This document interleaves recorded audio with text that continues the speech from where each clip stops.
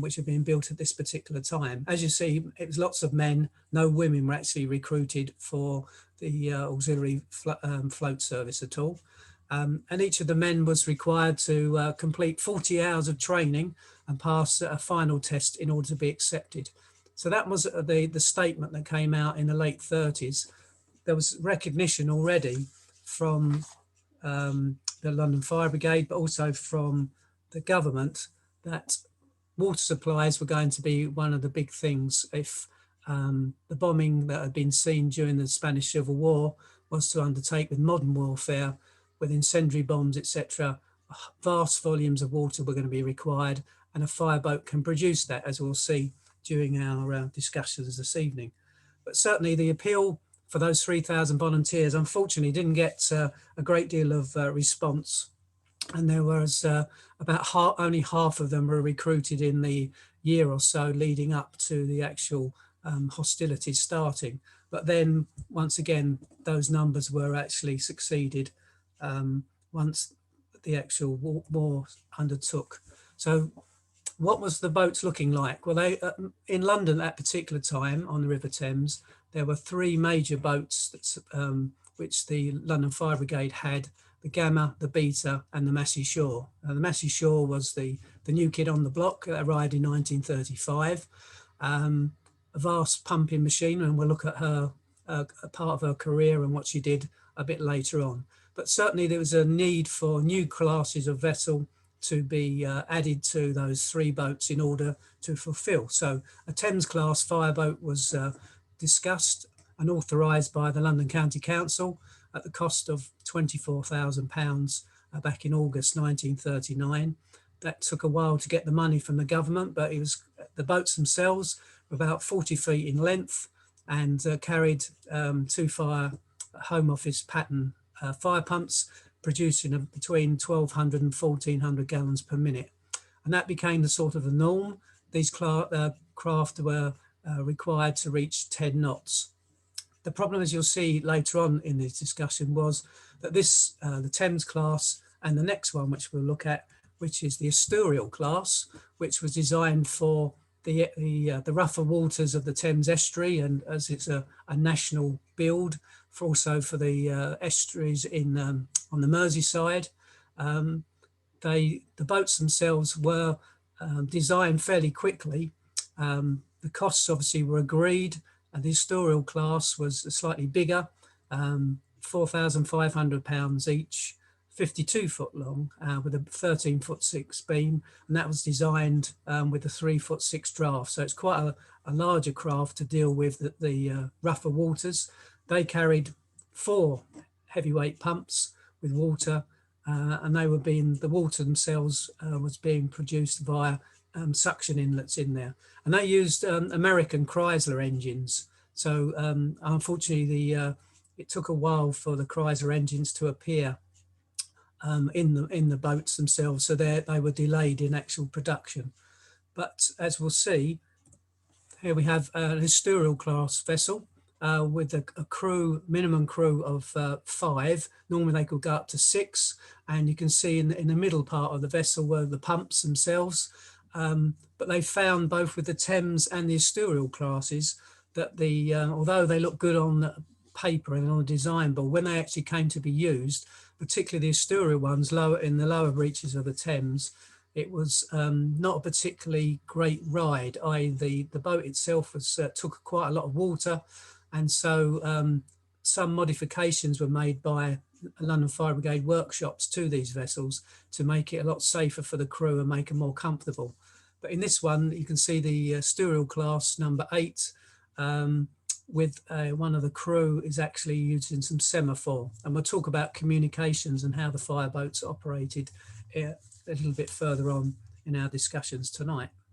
But certainly money was being spent and craft were being produced to support the 3 bigger vessels. This is a little bit later on in the latter part of the Blitz period, and we've got the Massey Shore in the foreground, and both a Thames and an Asturial class vessel. In fact, in the middle part, you may see the James Braidwood, which was another craft which had been adapted a very fast speedboat looking vessel. And it was, although it had pumps on it, it was mainly used as a fast reconnaissance vessel. And didn't have the pumping capacity of the larger craft that we're looking at. But particularly on this picture, I chose it because on the foredeck there at the front of Massey Shore, you'll start seeing some of the hoses, the 100-foot long hoses which these vessels would carry. The Massey Shore, as we'll see later on, carried 1.5 miles of hose. A lot of it would be in these 100-foot lengths. The smaller craft would take maybe 6, 8 of these longer lengths, but predominantly would use 50-foot lengths of canvas hose. But you can see there, this is outside of the of Lambeth pontoon, as the vessels are just about to start a training exercise. This is a line drawing of Massey Shore, and you can get a feel really for how the boats were constructed, the larger craft. Looking at the bottom section there, you've got the hose room where that 1.5 miles of hose was stored. The forepeak carried an anchor, but the main part of the vessel and all the fire pumps was for the operation of providing copious amounts of water.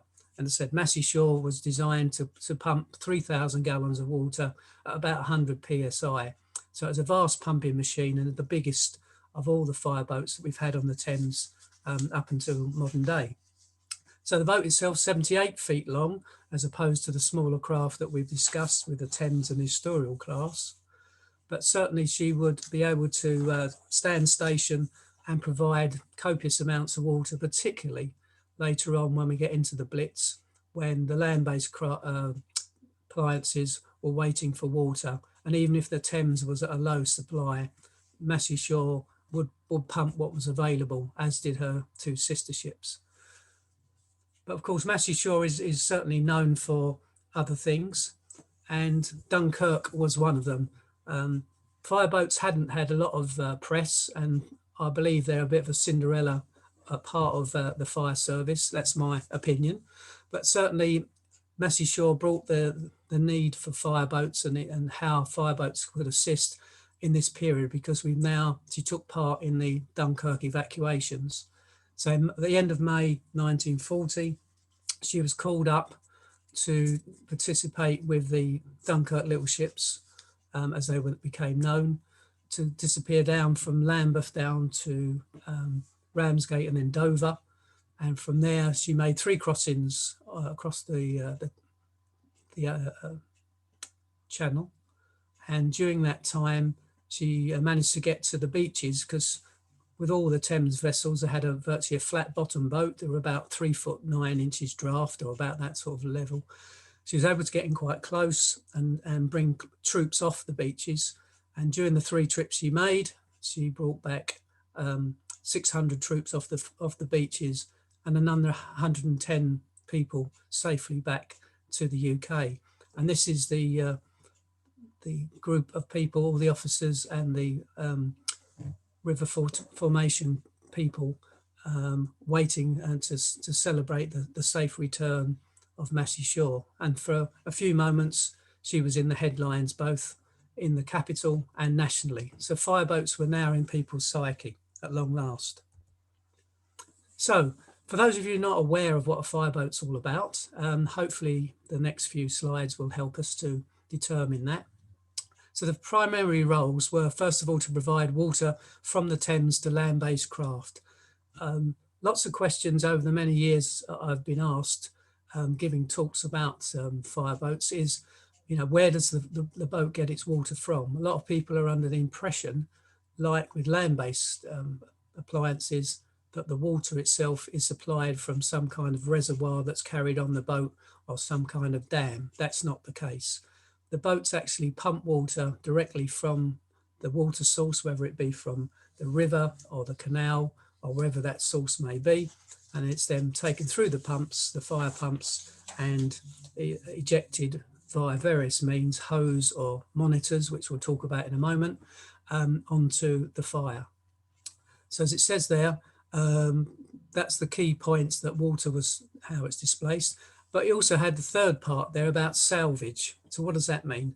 Well, all of the larger boats were built to enable that if a craft was sinking, or it could be a dam or a barge, the boats could come along and they would use hard suction, as we call it in the fire service, a reinforced hose, in order to suck water up from that particular sinking vessel or whatever it may be, back into the fire pumps, and then eject it through the main monitor or from the hoses. So it was able to save boats from sinking.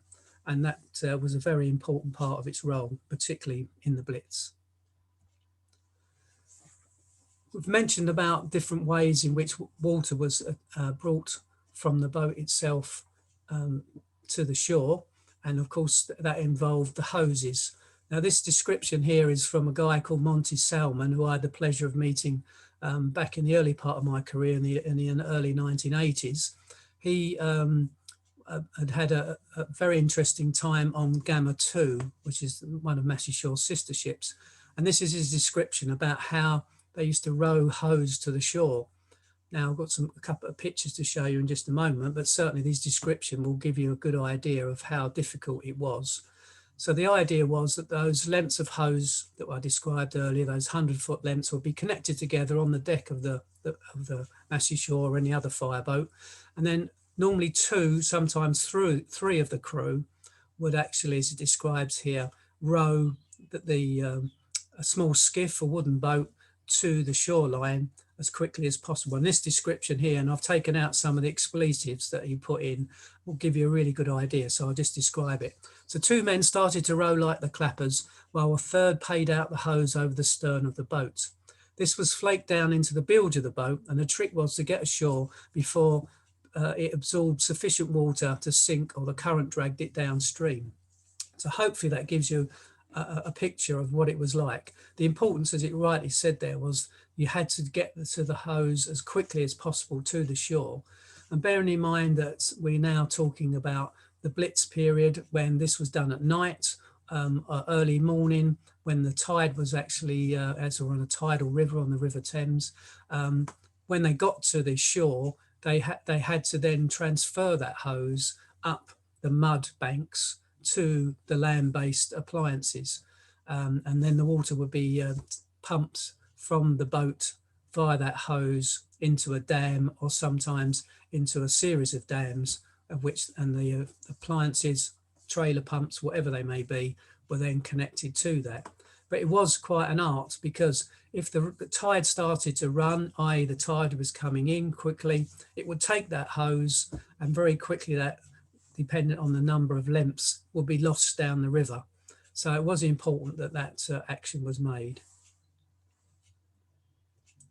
So here we have a nice picture there. The top left of the screen shows you a motorized launch being used in the latter part of the Blitz period, but certainly this is in the 1950s. You can see the guys there waiting to take a radial branch and equipment and their hoses aboard. But on the bottom part of it, you'll see those guys with the hose being paid out, rowing for all their worth to try and get to the shore to deposit their hose. The fireboat crew, as you can see, was a minimum of 8 people. It needed that many people because at least 4 or more were going to be involved in getting the hose to the shore, and the rest would be used in making the boat safe. And as it mentions there, the bigger boats would carry up to 1.5 miles of hose. So it was a really hard occupation. Of course, at the end of that time, the hose then had to be brought back to the boat if possible, otherwise it would be cut and destroyed. But of course, once the boats themselves are set up for pumping, they're sitting duck, as you can see with the picture, the first picture there with one of the main fireboats there. You'll sit in the middle of the river, they will keep on pumping until they're stopped. But obviously you can be strafed, and many of them were, or bombed or attacked. It's sitting in that position because the key point was to keep the water supplied to the shore-based crews. One other way of getting hose ashore, which is more of entertainment value, but it was successful, as it showed there was the use of a rocket gun. Now, hopefully I'm not insulting those people who have been in the fire service, but we do sometimes have a reputation of perhaps not being the most careful people when it comes to equipment. And certainly with having a rocket gun, which is, as you can see, being fired by on this training course, it was quite a dangerous thing to have. The gun itself was like a large shotgun, so it had quite a kick to it. And as you can see, the officer is sort of pointing in the general direction of where hopefully the rocket's going to be fired. And attached to it, as you can see in the box there, is a long line which will be up to about 250 yards long. And from that, it would be sent to hopefully it would reach the shore. And then they would then attach a larger line to it and then the hose, and it would then be pulled ashore. But as you can see, I think even the people on the deck, they're a little bit trepidatious, because there are some great stories where the actual rocket gun didn't achieve its objectives. A great one down that I had heard from a guy was in happened when they were training near Greenwich, and they fired the rocket line. The wind took hold of the rocket and it went through the top deck of a double-decker bus. Fortunately, it didn't kill anyone, but it certainly brought the fear into the passengers that were on the upper deck. And of course, the bus went off, took the rest of the line, and they had to cut the line, otherwise it would have dragged across the river. So certainly having these piece of a kit. And the final part, which is a really important thing when you're pumping water, is about having some sort of valve system to stop the water actually cascading back when you turn it off. Unfortunately, on the fireboats, they didn't have any non-return valves. So what that meant was that once you'd fixed up your water supply, you then had to send a message before you turned off the water. So if the people on the land decided to stop pumping, they should let the fireboat know, because what would happen is an effect called water hammer, which I'm sure some of you may have heard of before. Basically what happened was the pressure system, once they'd shut the supply down, fed all the way back via the hose to the fireboat, and it was such a force that it would stop the pumps from working, because they were directly connected to the engines, and so both the engines and the fire pumps would flood, and then the boat was out of action. So it was really important, as we'll discover in a moment when we're talking about communications. Now, we saw earlier on when we we're looking at the estuarial fireboats, one of the crew using semaphore. And some of you, if you've been in the Scouts or in the Navy or Merchant Navy, etc., would have perhaps had some training in semaphore, a fairly straightforward system, but in today's eyes, quite entertaining. But certainly if you follow the diagram, hopefully you can see it's a fairly straightforward way of signalling, both first of all with one flag and then following with two, to actually get the letters and being able to communicate. Of course, that was very good during daylight hours, but certainly once you find that we're going to nighttime, then obviously the semaphore wasn't very efficient. So what they would do, because they didn't have radios until much later on, around about 1947, 48, radios were introduced on the fireboats. So for the early part of it, they would use a Aldis lamp, which, if you're not sure what that is, if you look at some of the old wartime films, you'll see it was a light that was flashed, once again using Morse code, and the signal will be sent from the shore to the fireboats, and that's how they would communicate. But as you can see, the way that was done was quite primitive, but certainly it had to ensure, particularly when they're pumping, that a signal was sent to stop the water. So we move forward now to the actual Blitz itself. As I say, fireboats played a vital role in firefighting on the Thames, because of the water that they could supply. But there was a combination of different boats that were going to be utilised. I've mentioned some of them that were produced, but other part was about adapting things that were already on the river by putting as many different types of pumps, etc. So you had a selection of dumb barges. I'll explain what those are in a bit later on. We have canal boats being used, lifeboats, and also private launches were used. So basically, as it says there, any vessel that could carry a fire pump was commandeered and used for that purpose. So we're now moving away from the actual main body of the River Thames and going inland. So we're looking at canals and waterways, etc., in order for fireboats to be adapted. And this one, as you can see, is a boat that's for an inland waterway. We've got two of the heavy pumps delivering water supply, you can see at the stern of the vessel. They also had lightweight monitors that were put on at the front of the boat, as you can see. And that was a deluge fitting, so it will provide a nice amount of water. And you can also allow the jets that were provided by this could also power the boat. So apart from using its internal engine, it could use the jet reaction, i.e. the force of the water could push the boats along, and that would use for steerage sometimes, particularly on the inland waterways where sometimes it was quite a tight way to maneuver the boats, but having this jet propulsion, if you like, the jet reaction would assist these boats to be moved. And certainly they were an important part of the system itself. Different size boats and pumps were put on dependent upon what was going to be needed.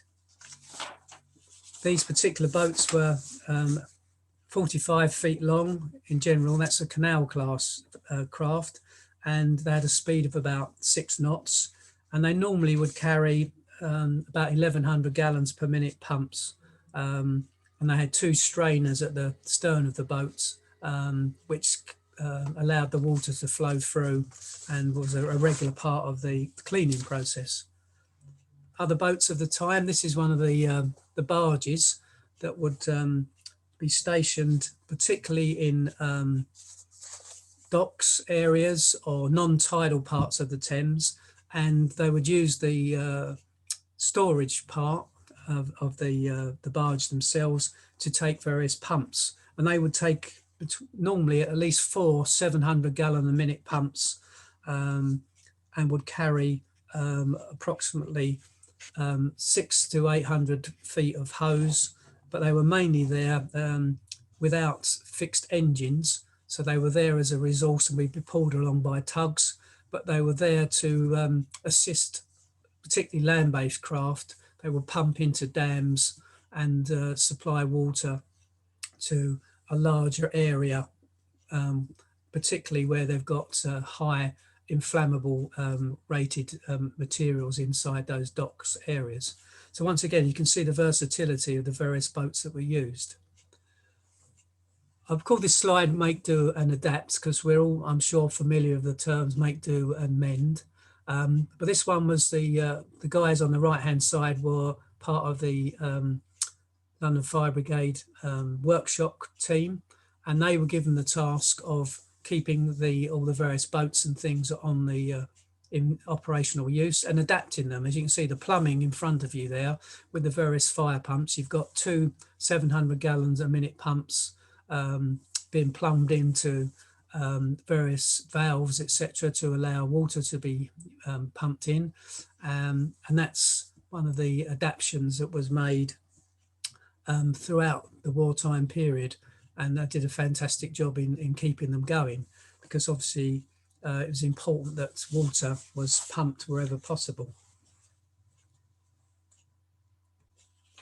So to give an idea of the pumps, I've mentioned some of the capacities, but for those of you with a bit more detail, so most of the outputs were rated at 100 pounds per square inch. That's about 7 bar in modern terminology.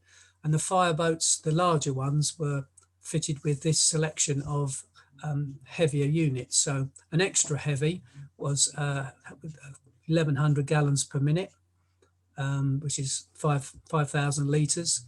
The heavy units were 700 and the large were 430. So you can see you've got quite a versatile selection of pumping materials there. And certainly they would be all utilised to the full throughout the Blitz period. This is one of the other barges there with a selection of pumps to give you a feel for what was adapted. These would be the ones that you'd find in the Docklands area, where the pumps themselves would normally be situated with a good water supply. And as you can see on the right hand side, as we look at that picture, a number of jets already set up, fixed jets that could be used to fight large warehouse fires, etc. But as you can imagine, this was a very hot place to be, especially during the time. And obviously you're exposed once again to radiated heat from the buildings around. And once the boats were actually up and running, there are cases, particularly there's a good story about a fire in St Catherine's Dock, for those of you who know that area in East London, where several of the fireboats, including Massey Shore at one stage, were there for several days fighting fires when the whole of that warehouse system was alight. And they had to stop firefighting on several occasions because the boats themselves, the paintwork was starting to blister and the decks were starting to run, where the caulking, which was made of tar, was actually starting to melt, where the boat was getting too hot. So they had to protect the boat first before they could go back to, by putting water over it as a shield, in order to stop the boats themselves from getting over hot. But certainly barges like this were very familiar and provided great protection and fantastic water supplies. So it was quite clear from the early parts of the Blitz that water supplies and having a good supply of water, but also managing the number of boats, which were increasing all the time. And so by 1941, the National Fire Service was utilised, was formed, and the River Thames formation was created as part of that. So apart from the work on the land, it was also recognised that the river service needed to be brought under this umbrella. As you can see there, the information was that in addition to the 5 fire forces that were set up, there will be a River Thames formation to serve on and in connection with firefighting craft on the River Thames. So that was an acknowledgement of the work that they were doing. And in May 1943, the River Thames formation became a fire force in its own right, which gave it powers and money and also people. And that became under the command of Commander H.J. King, and they were set up at the London Fire Brigade former headquarters in Southwark Bridge Road, which is where Massey Shore had his home, and obviously sort of the home of the London Fire Brigade for many years. That's where the fire force was run from. And they understood that they had to produce a number of, and keep going, a number of craft, because by now the numbers of fireboats had increased to well over 60 on the size of the Thames. But this is a picture which gives you an idea of the area. It's an 80-mile range. So if you imagine that we're starting at Teddington Lock on the left-hand side and follow the river down, this is 80 miles of river to manage. And they had something like 1,500 personnel with about 60 plus different boats. And this is a breakdown of the various river stations and where they were controlled from.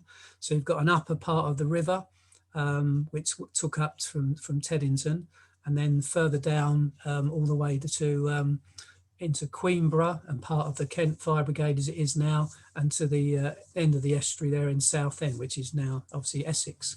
So it's a huge logistical area. Certainly the government themselves were quite keen to ensure that that worked, and certainly the Thames formation in their early days were very busy attracting more people and getting the resources to make this happen.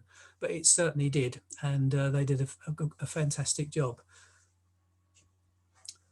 Regular training was going to be an important part of how the service was going to work, and by that they have, once again, several of the boats. So if you look out to your far left, you've got one of the Thames boats, Thames class vessels. You've got one of the main boats. In fact, this is Massey Shore with the Monitor, being cleaned. And this is on the River Thames itself, outside at Cheney House, which, for those of you who know that area, is in Chelsea. Cheney House itself was constricted, the building itself was taken over, and they brought fire crews from all over the country to London to do their basic training on utilising river craft. So certainly these guys were there for a number of weeks to do their basic training, and then they were sent back to their home stations. So that could be anywhere like Mersey or various other major areas where fireboats were needed. Unfortunately, so the training was quite intensive, and not all of it was to a very high standard.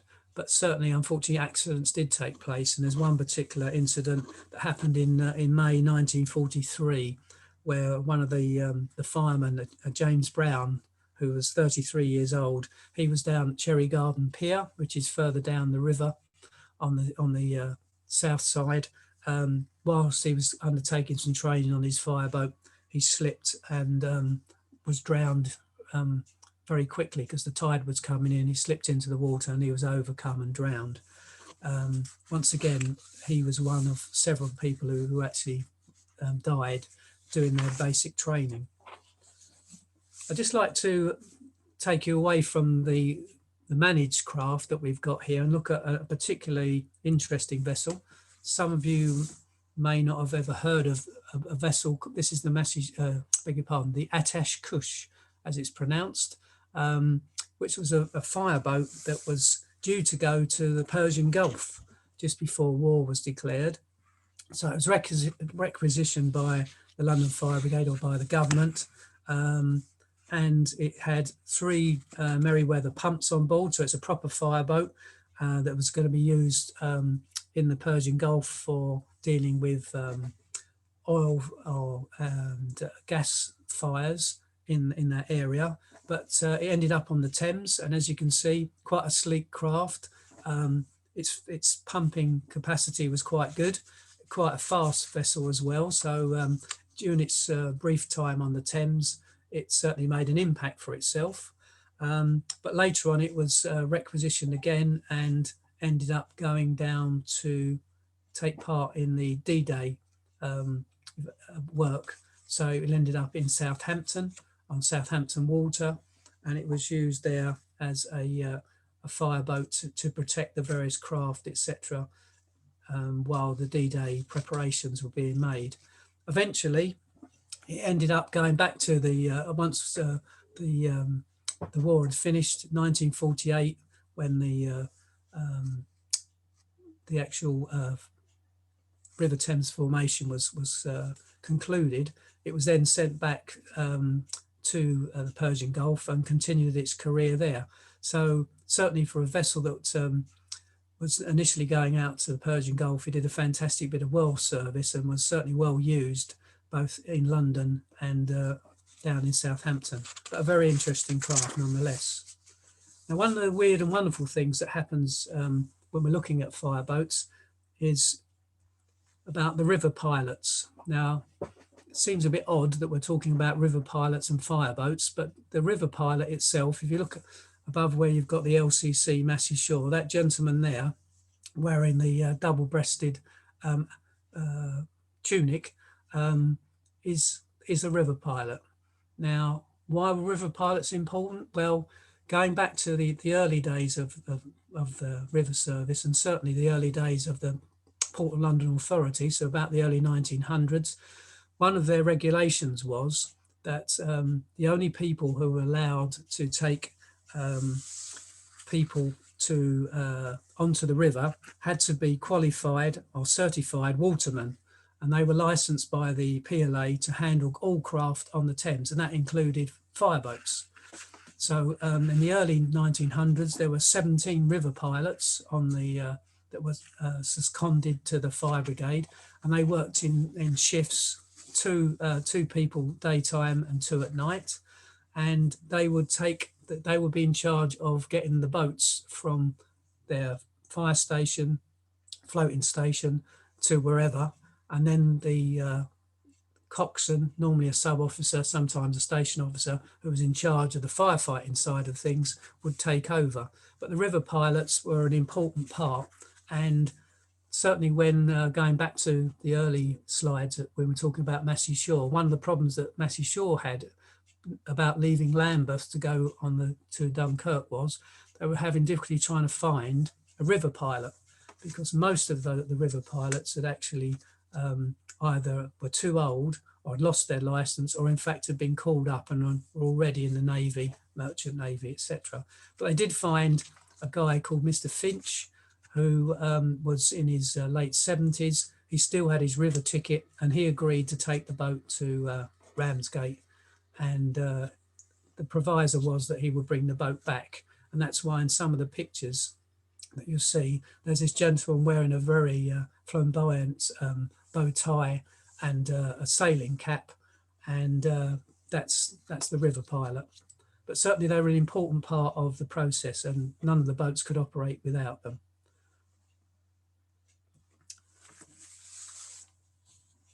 So one of the questions that comes up here in the 1925 questions and answer book was, as it mentions there, about confirming there's only qualified men were licensed by the PLA, and the brigade pilot was responsible to the OIC of the vessel and for the safety and navigation of the fireboat when underway or moored.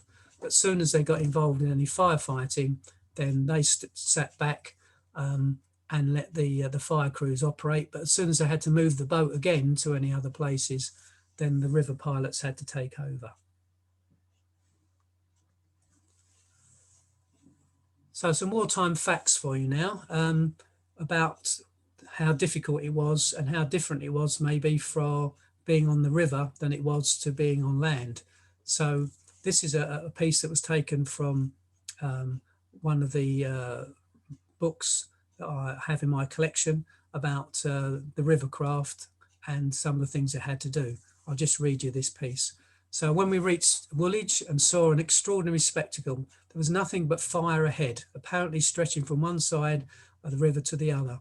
We seemed to enter a tunnel of fire, no break in it anywhere. All landmarks were lost and the contact with the shore was not possible.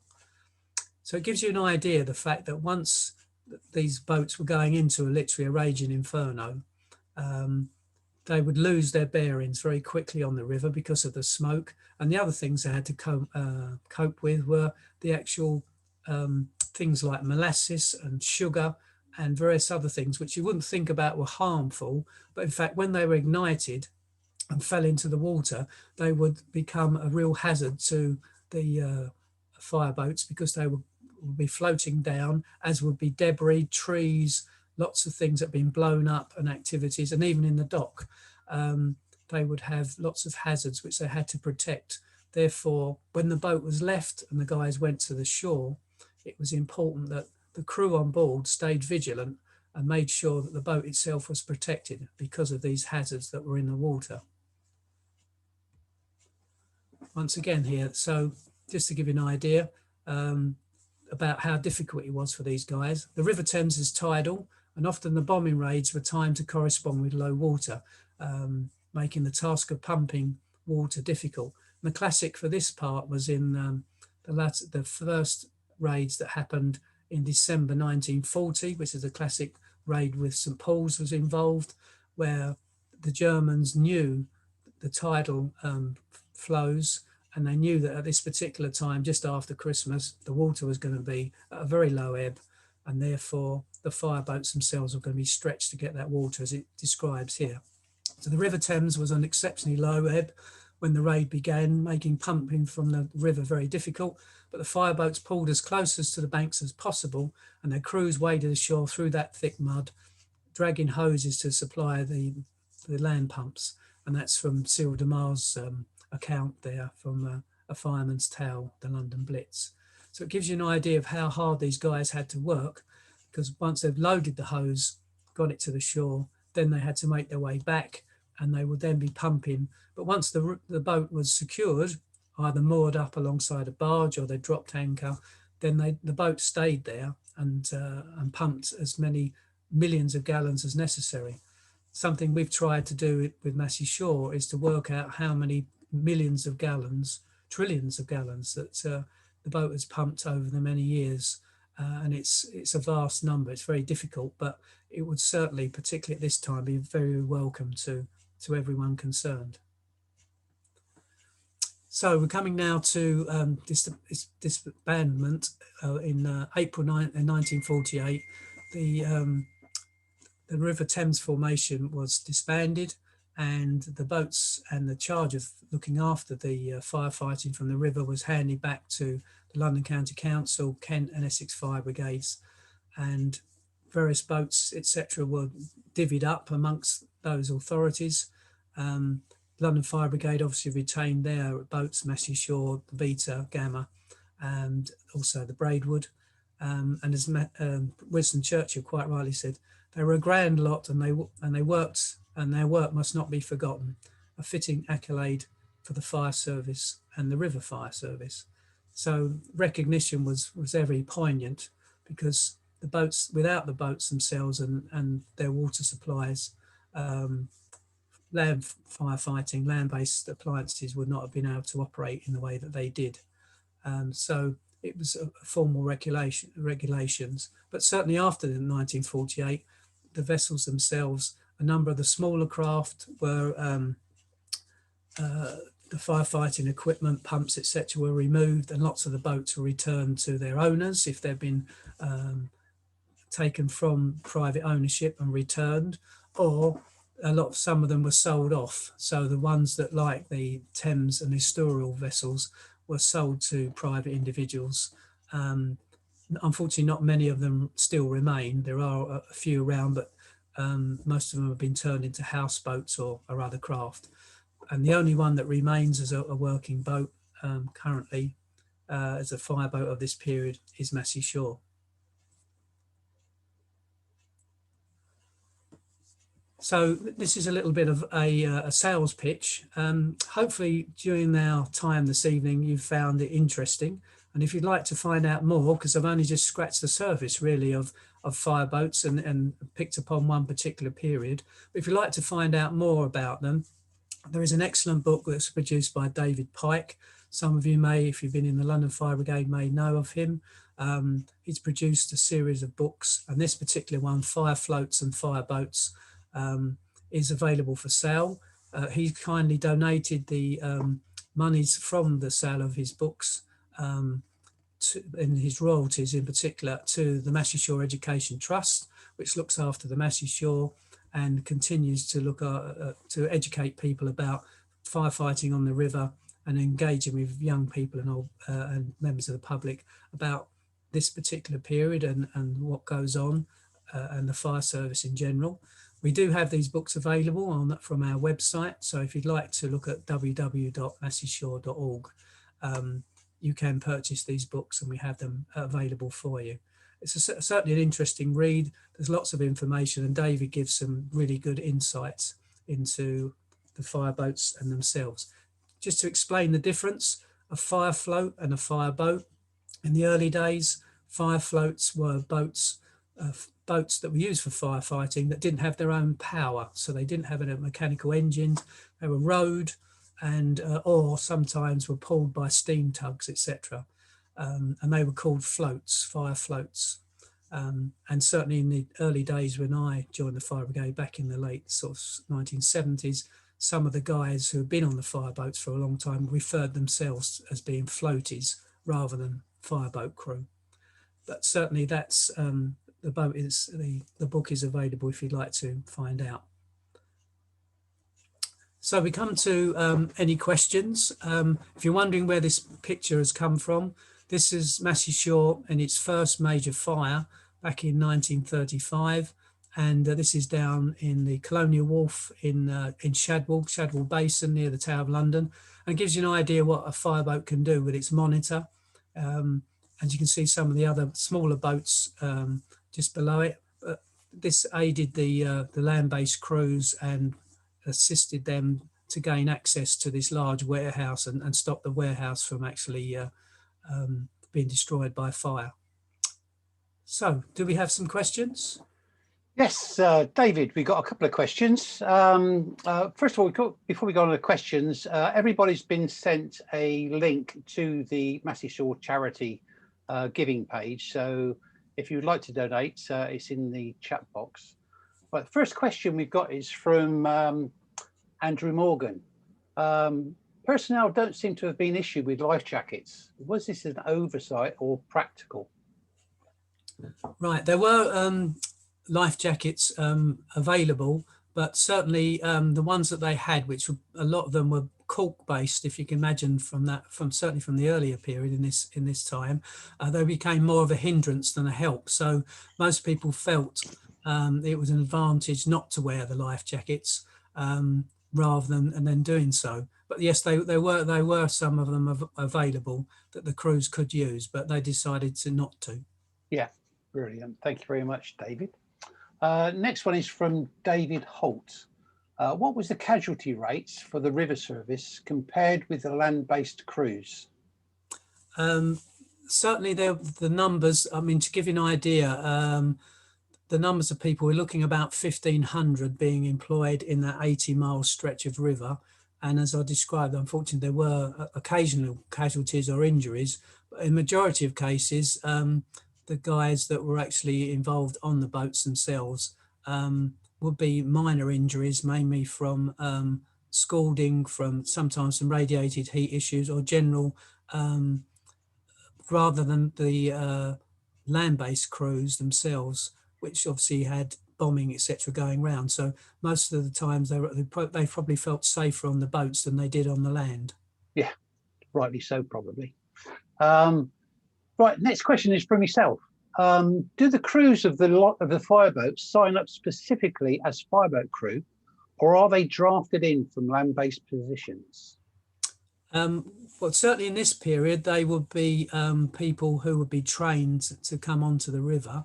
If you're talking about more modern times, and currently the fireboats that we have, obviously the two that London have, they are trained people who basically either are full-time on the boat or sometime on a reserve role where they do their basic training and then they have to keep up so many hours, similar to the ones in I mentioned before with the river service.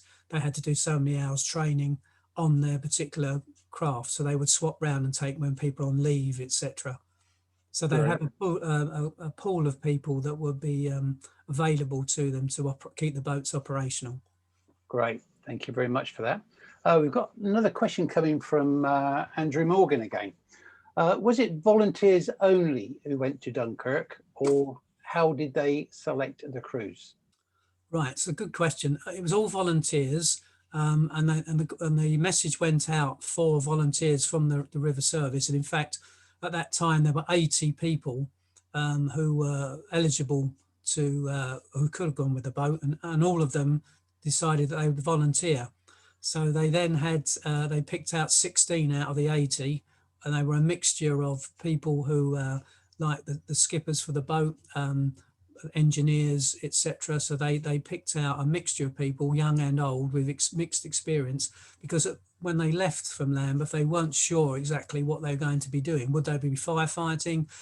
They didn't know, obviously, about the rescues for the troops, and therefore they needed a mixed crew. So they nominated 16 people, and some of the only people that were involved on all three trips was mainly the coxswain, a guy called Aubrey John May, who got the Distinguished Service Medal for going to Dunkirk on all three occasions. The rest of the time they swapped around, keeping a minimum of 8 each time on the boat.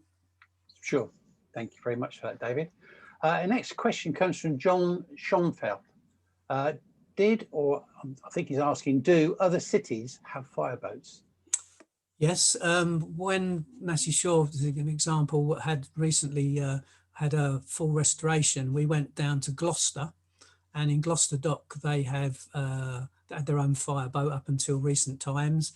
Obviously, lots of if you go to Bristol, there's the Paranaut, which is once again a smaller vessel than Massey Shore, but it's a fireboat custom built for the docks. And Liverpool and various other major docks areas would have fireboats of various types. Unfortunately, most of them now are no longer with us, have been scrapped, as there is very few fireboats still operational in this country. I suppose that's due to the changing landscape around the waterside, yeah? Correct, yeah. But just a little plug for the fact that there are 2 new fireboats coming to London in August, and they will be replacing the fire dart and the fire. In fact, if we can give you a picture, they were replacing these, the fire dart and the fire flash, and they will be coming in to London, we believe, in August. So you should be able to see those being training activities going on from August this year. Oh, that's brilliant. And we better put a date in the diary for that one. Yeah. Next one is from Robert Farquhar. How far could the monitors throw the water onto shore buildings? Okay, well, hopefully the reason I put this picture up to give you an idea, we're looking at about 250, 300 feet, and that's pumping at about 150 PSI from the boat. Brilliant. On this particular, just the reason I know that is the fact that there's in the Imperial War Museum, there's a radio broadcast that was done by the BBC when they came alongside Matty Shore when it was pumping at this fire, and they asked the crew how much water was being pumped and how far away they were. So they gave that information. That was also in the insurance report of the fire itself. Great, thank you very much. Well, the next question is an anonymous question, probably because he's got a calculator with him, which leads on from the last question. If you use the engines as normal, but then added the stern pumps in the water to add speed, what would the boat reach roughly in knots? Okay, it's dependent on the boat. If we stay with Massey Shore, it had to, part of its design was it had to reach 12 knots. But the boat itself can, as you can see here, it's static pumping, but it can actually pump on the move. So we can engage one engine and pump and use the other engine for steerage. But generally they would use both pumps, as you can see here, when it's moored up. But the other fireboats that we mentioned earlier on had a combination. So if they had 2 or more engines, they could do the same using jet reaction, and dependent on the pumps that they had on board would determine the speed, and it normally would be around about 8 to 10 knots as what they were looking at. Brilliant. Thank you very much for that, David. Right, at the moment we have no other questions, so without further ado, we'll do a wrap up. So I'd like to thank you for coming to this evening's presentation, and if you are available on Thursday the 13th of May at 7 p.m, please come along to another presentation by Liveryman Graham Woodhouse on Bridge and the Ward of Bridge Without. An email will be sent to all those attending this evening as a reminder. And thank you again for your time in watching our presentation. Good night. Thank you very much.